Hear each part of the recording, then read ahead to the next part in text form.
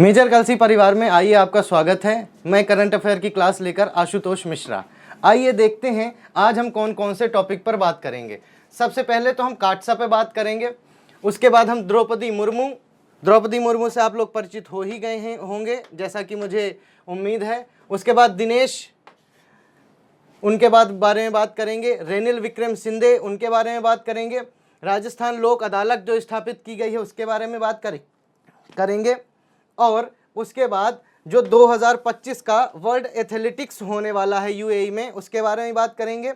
और उसके बाद केरला में जो इंटरनेट स्थापित किया गया है उसके बारे में बात करेंगे। आगे देखेंगे तो हम इंडिया और नामीबिया के बीच में जो पैक्ट हुआ है उसके बारे में बात करेंगे। किस चीज़ को लेकर ये पैक्ट हुआ है? जगदीप धनखड़ जी, इनके बारे में देखेंगे कौन है ये। उसके बाद हेनले पासपोर्ट इंडेक्स में भारत की रैंकिंग क्या रही है इसके बारे में देखेंगे। और एशिया कप कहाँ होने वाला है ये भी जानने की कोशिश करेंगे। जवाहरलाल नेहरू पोर्ट, इसके बारे में भी बात करेंगे। और नेशनल फ्लैग डे का थीम क्या रहा है और नेशनल फ्लैग डे कब मनाया जाएगा। और हर घर तिरंगा योजना जो है वो मोदी जी ने किस बारे में शुरू की है ये भी देखेंगे। तो आइए सबसे पहले कॉन्सेंट्रेट करते हैं। US lawmakers approve India Pacific CAATSA waiver. अब सबसे पहली चीज तो ये जानने की कोशिश करेंगे ये काटसा होता क्या है। तो काटसा के बारे में जानेंगे। काटसा का फुल फॉर्म होता है आपका, काटसा के बारे में जानते हैं काटसा क्या होता है। काटसा जो है आपका शुरू किया था अमेरिका का एक सैंक्शंस एक्ट है।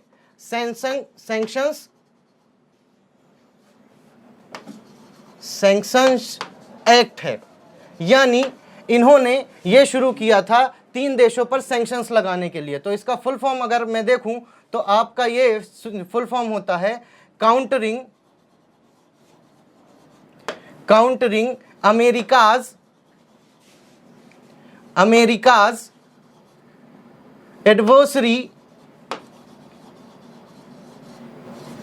Adversaries through sanctions act. तो ये आपका किस किस देश के लिए शुरू किया गया था? ये आपका शुरू किया गया था ईरान, नॉर्थ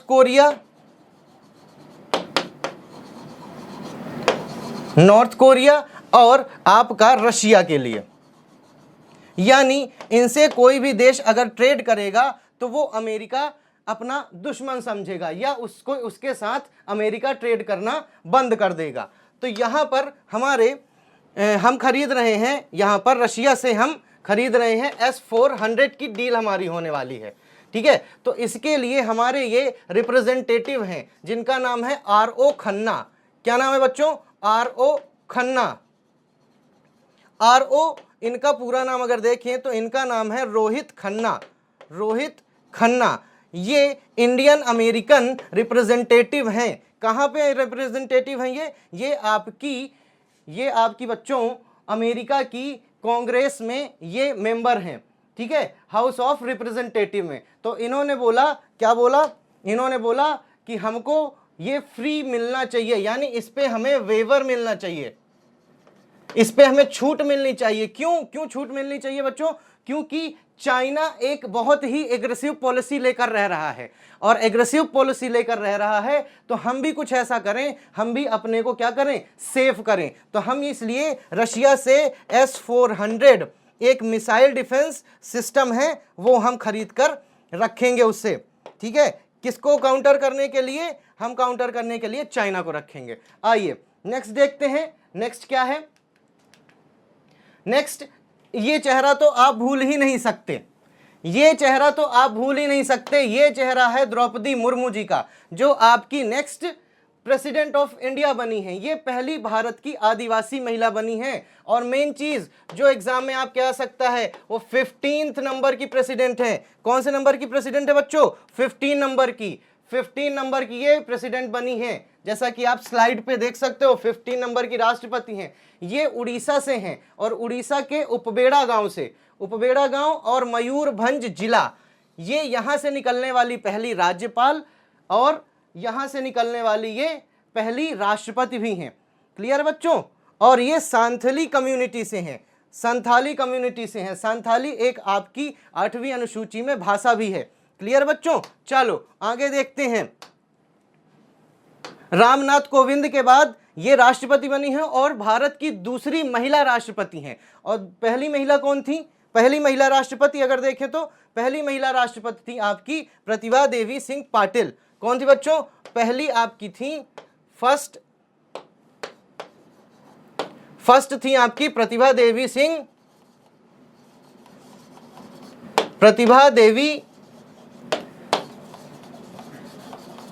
पाटिल। इनका कार्यकाल कब से कब तक था? ये थी आपकी 2007 से 2012 तक। ठीक है। उसके बाद बनी आपकी द्रौपदी मुर्मू। ये आपकी बनी द्रौपदी मुर्मू। ये नाम आप नहीं भूलेंगे। चलिए आगे देखते हैं।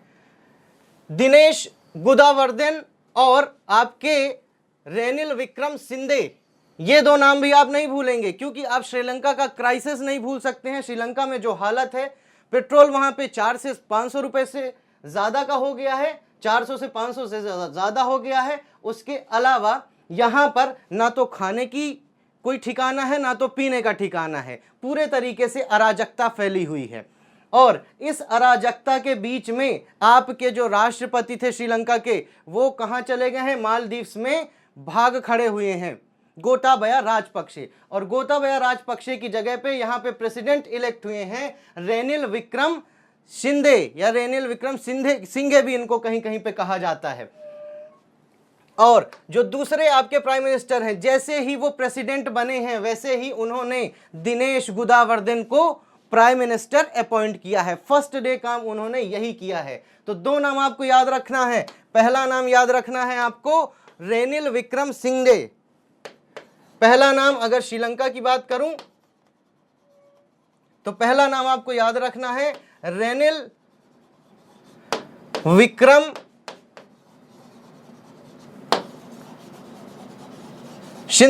और दूसरा नाम आपको याद रखना है दिनेश गुदावर्धन। ये आपके प्रेसिडेंट हैं और ये आपके प्राइम मिनिस्टर हैं। एक चीज और जानने लायक है यहां पर,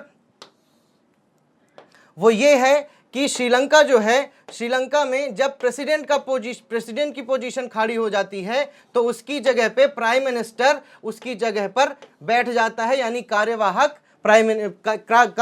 आपका प्रेसिडेंट बन जाता है। चलिए आइए नेक्स्ट स्लाइड देखते हैं आगे क्या है। ये देखिए यहां पे उन्होंने शपथ ली है रेनिल विक्रमसिंघे ने, उसके एक दिन बाद ही उन्होंने गुदावर्धन को प्राइम मिनिस्टर अपॉइंट कर दिया है। नेक्स्ट देखते हैं बच्चों। Rajasthan introduce the first digital लोक अदालत इन इंडिया। अब ये लोक अदालत क्या होती है? सबसे पहले तो दिमाग में यही आएगा, लोक अदालत क्या होती है? तो आपके सिविल मामलों को हैंडल करने के लिए आपके कोर्ट में, जैसे आपका हो गया सुप्रीम कोर्ट, हाई कोर्ट, या कोई सब ऑर्डिनेट कोर्ट हो गए, तो सब इनमें जो होता है आपका बहुत सारा रश होता है। तो इनसे अलग एक फास्ट ट्रैक लोगों के आपसी डिस्प्यूट को सुलझाने के लिए लोक अदालतें बनाई जाती हैं। तो यहां पर इसका उद्घाटन राजस्थान में किया है यूयू ललित ने। अब ये यूयू ललित कौन है, इनके बारे में जानना भी बहुत जरूरी है। देखिए अभी तक हमने जितना पढ़ा है सबका सब, सारी की सारी नई नियुक्तियां हैं, और यूयू ललित भी एक नई नियुक्ति बनने वाले हैं जो बिल्कुल एक्सक्लूसिव है। देखो बच्चों बिल्कुल एक्सक्लूसिव है। यूयू ललित यानी उदय उमेश ललित, इन्होंने इसका इनॉग्रेशन किया है। राजस्थान में डिजिटल लोक अदालत स्थापित की गई है, डिजिटल लोक अदालत, ध्यान दीजिएगा। ठीक है, तो ये जो होगी ये आर्टिफिशियल इंटेलिजेंस पे बेस्ड होगी, यानी यहाँ पे पिटीशन और बाकी सारी काम जो होंगे वो पूरे के पूरे डिजिटली होंगे और आर्टिफिशियल इंटेलिजेंस द्वारा किया जाएगा। अब यूयू ललित यहाँ पे इसके उद्घाटन किए हुए हैं। मैं बार बार यूयू ललित का नाम ले रहा हूँ। यूयू ललित जो हैं वो आपके next chief justice of India बनने वाले हैं। अभी आपके चीफ जस्टिस हैं, बताओ जल्दी से कमेंट करके आप बताओ मुझे कि आपके अभी वर्तमान में सीजेआई कौन है? आपके वर्तमान में सीजेआई हैं, आपके सीजीआई हैं आपके एनवी रमणा और नेक्स्ट सीजीआई आपके बनने वाले हैं यूयू ललित। और बच्चों सीनियरिटी के हिसाब से देखें तो इनके बाद बनेंगे डीवाई चंद्रचूड़। कौन बनेंगे बच्चों? डीवाई चंद्रचूड़ बनेंगे, चंद्रचूड़। और इसके बाद अगर देखो सीनियरिटी के हिसाब से तो आपके बनेंगे, कौन बनेंगे बच्चों? कौन बनेंगे बताओ जल्दी से, कमेंट करके बताना मुझे। चंद्रचूड़ के बाद बनेंगे आपके संजीव खन्ना बनेंगे। तो ये आपकी नेक्स्ट नियुक्तियां हो गई जो आपको करंट अफेयर में अभी नहीं मिलेंगी लेकिन आगे मिलेंगी, जो बिल्कुल एक्सक्लूसिव मैं आपको बता रहा हूं। आइए देखते हैं नेक्स्ट आपका करंट अफेयर क्या है। 2025 world athletics championship, Tokyo Olympic stadium to host event, Tokyo Olympic. ये तो आप बिल्कुल नहीं भूलेंगे, टोक्यो ओलंपिक में आपके कितने पदक जीते हैं भारत ने? बताइए जल्दी से कमेंट करके।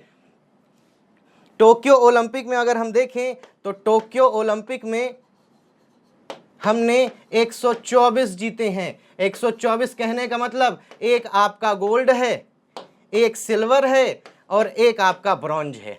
इसमें हमारी जो रैंक रही है वो आपकी रही है 48th रैंक।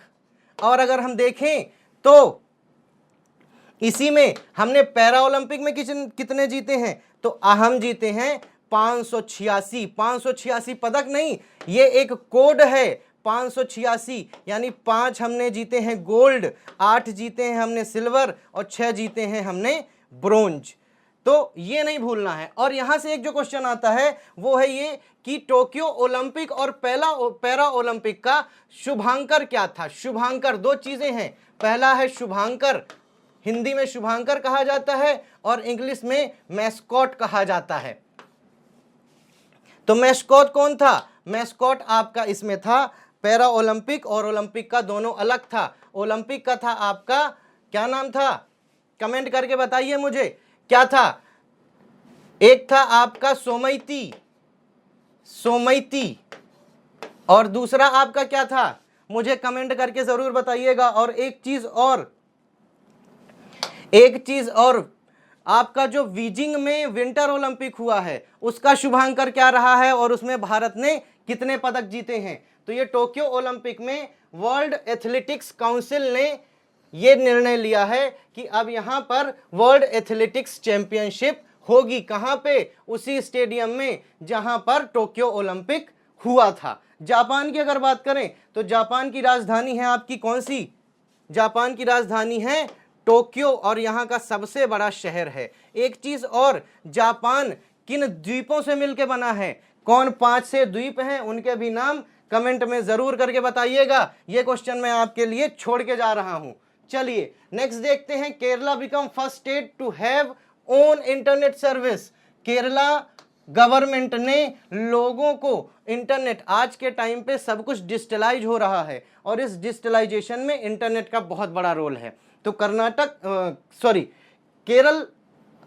केरल गवर्नमेंट ने आपका खुद का इंटरनेट शुरू किया है। आइए केरल की बात करते हैं।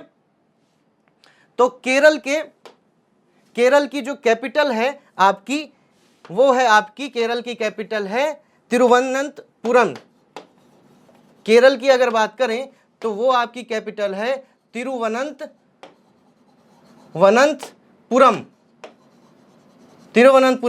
और यहां पे सीएम की अगर बात करें तो विजयन है, पिनरई विजयन है आपके। और यहां पर अगर गवर्नर की बात करें, जो राष्ट्रपति पद के लिए उम्मीदवार थे बट बाद में किसको चुन लिया गया? द्रौपदी मुर्मू को। उनका नाम है आरिफ मोहम्मद खान। चलिए आइए उसके बाद नेक्स्ट देखते हैं। ये कौन है? ये है आशीष कुमार चौहान। आशीष कुमार चौहान जो हैं वो आपके नेशनल स्टॉक एक्सचेंज, बच्चों नेशनल स्टॉक एक्सचेंज के नए एमडी और सीईओ हुए हैं। कौन हुए हैं? एमडी जो हैं और सीईओ हुए हैं। आइए देखते हैं, आशीष कुमार चौहान को अपना नया प्रबंधक, निदेशक और सीईओ नियुक्त किया है किसने?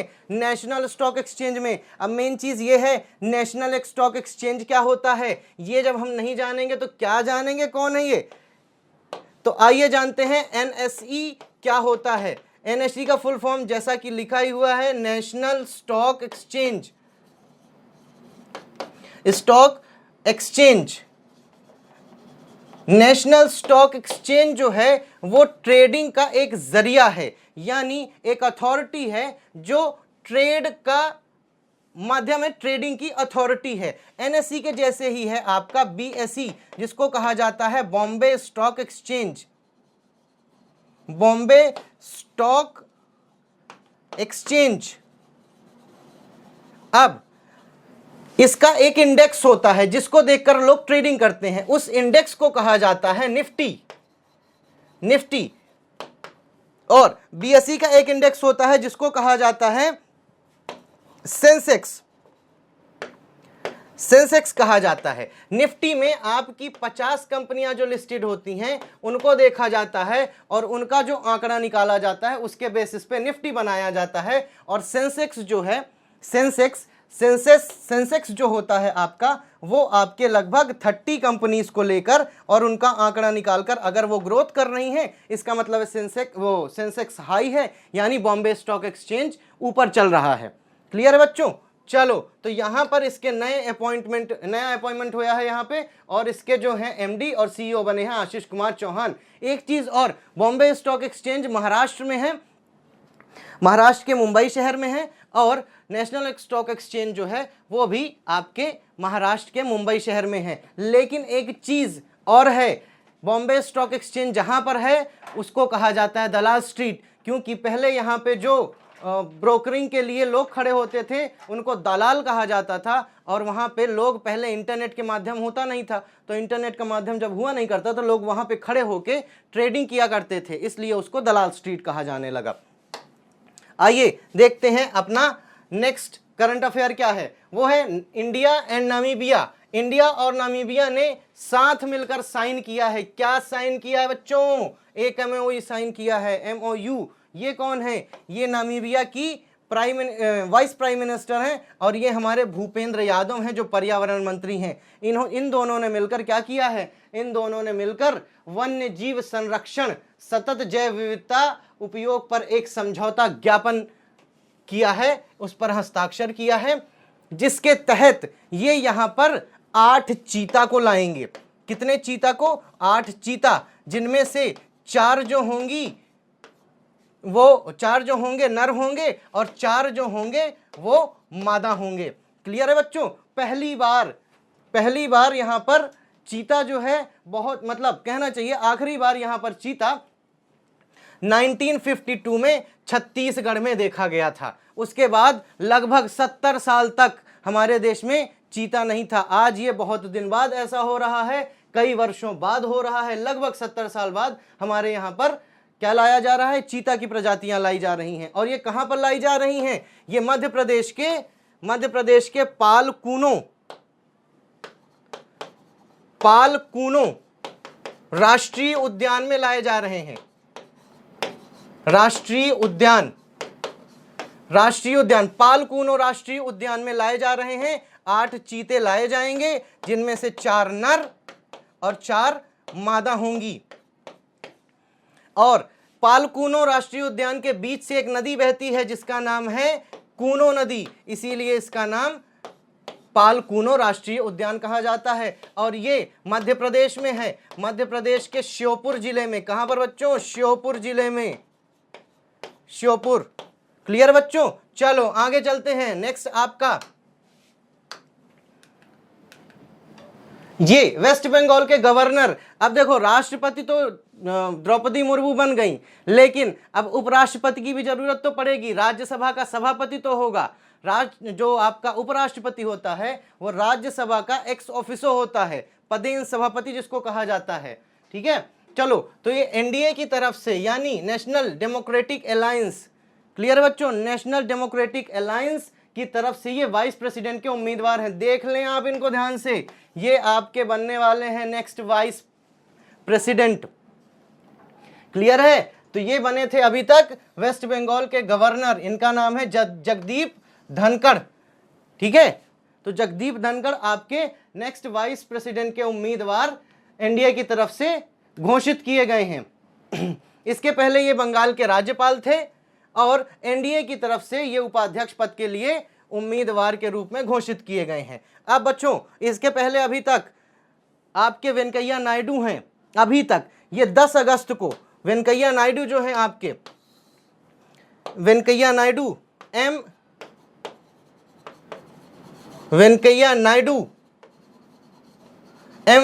नायडू जो हैं आपके, वो आपके प्रेजेंट जो हैं वाइस प्रेसिडेंट हैं। क्या हैं? वाइस प्रेसिडेंट हैं। और इनका कार्यकाल कब खत्म हो जाएगा? 10 अगस्त को खत्म हो जाएगा। और जब खत्म हो जाएगा तो यहां पर फिर से चुनाव कराया जाएगा, वोटिंग कराई जाएगी। किसके लिए? नए वाइस प्रेसिडेंट के लिए। और वहां पर एनडीए की तरफ से आपके खड़े हुए हैं कौन? आपके, जिनका नाम बताया मैंने, जगदीप धनखड़। और एनडीए की अगर बात करें, एनडीए क्या है? एनडीए बीजेपी आपकी, और आपकी बीजेपी के अलावा अदर पार्टीज हैं, उनका क्या है बच्चों? एक अलायंस है, एक जोड़ है अगर बोला जाए तो। ठीक है, इसका फुल फॉर्म है नेशनल, इसका फुल फॉर्म है नेशनल डेमोक्रेटिक अलायंस। और इसका ये बनी थी आपकी 1989 में। ठीक है बच्चों, 1989 में। उसके बाद कांग्रेस की भी अगर एनडीए ने शुरू किया है, ठीक है, एक चीज है आपकी, ये शायद 1989 नहीं, ये 1998 है। ठीक है, उसके बाद यहां पर आइए देखते हैं आपका यूपीए। What is UPA? अगर बीजेपी ने अपनी अलायंस बनाई है तो कांग्रेस कैसे पीछे हट सकती थी? तो यूनाइटेड प्रोग्रेसिव अलायंस,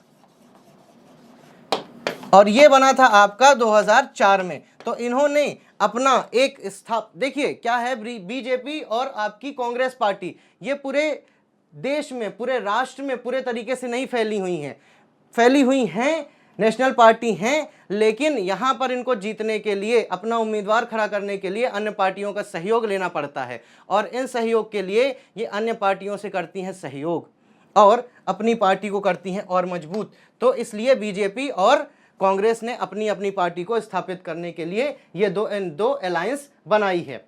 क्लियर है? अब देखते हैं हेनले पासपोर्ट इंडेक्स के बारे में। हेनले पासपोर्ट इंडेक्स 2022 का Q3, ये इसमें आपका हेनले पासपोर्ट है क्या? इसमें जिसमें सबसे ऊपर आपको जापान दिख रहा है, हेनले पासपोर्ट इंडेक्स एक इंडेक्स है जिसमें यह पता चलता है कि किस देश का पासपोर्ट जो है कितना पावरफुल है। ठीक है, इसमें ये 3 बार लॉन्च करते हैं, Q1, Q1, Q2 और Q3।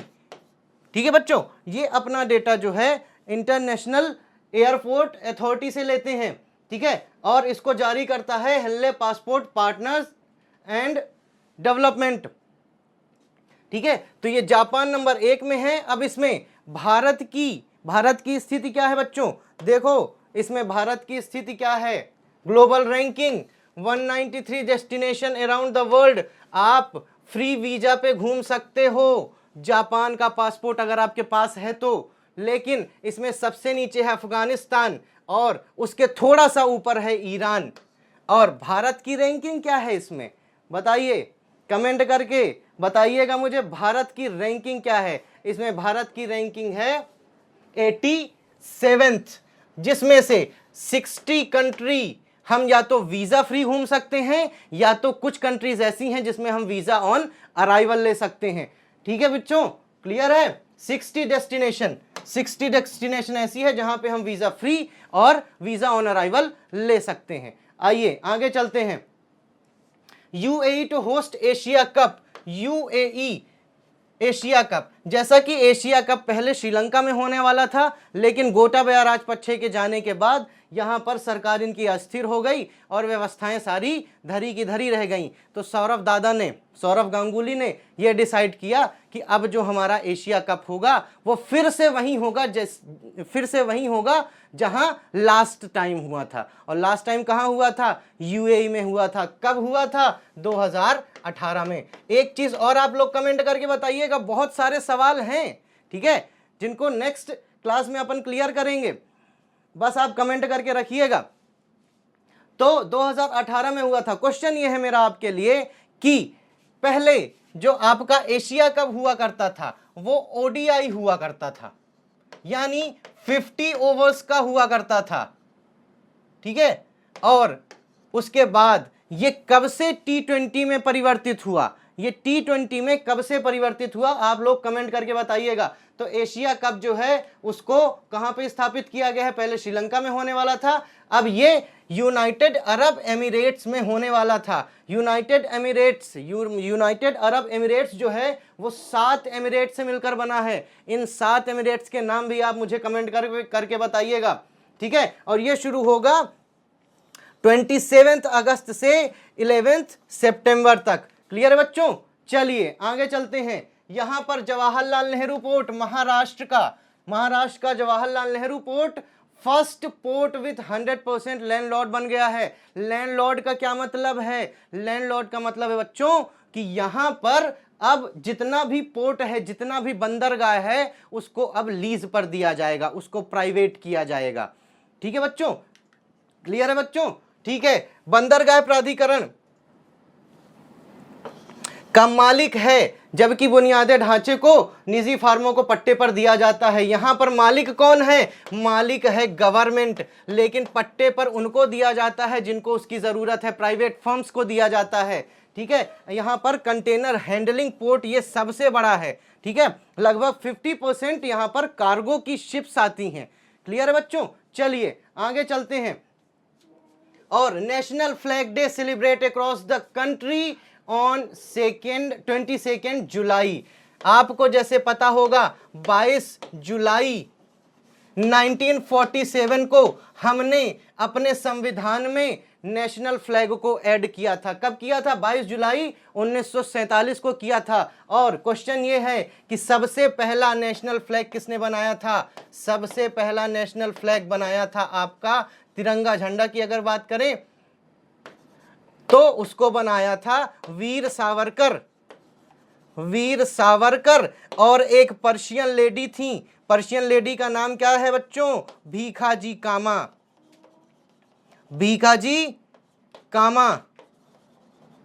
क्लियर है बच्चों? लेकिन कमेंट करके मुझे यह भी बताइए, चलिए मैं ही बता देता हूं कि हमारे नेशनल फ्लैग को डिजाइन किया गया था पिंगलई वेंकैया ने। किसने किया था बच्चों?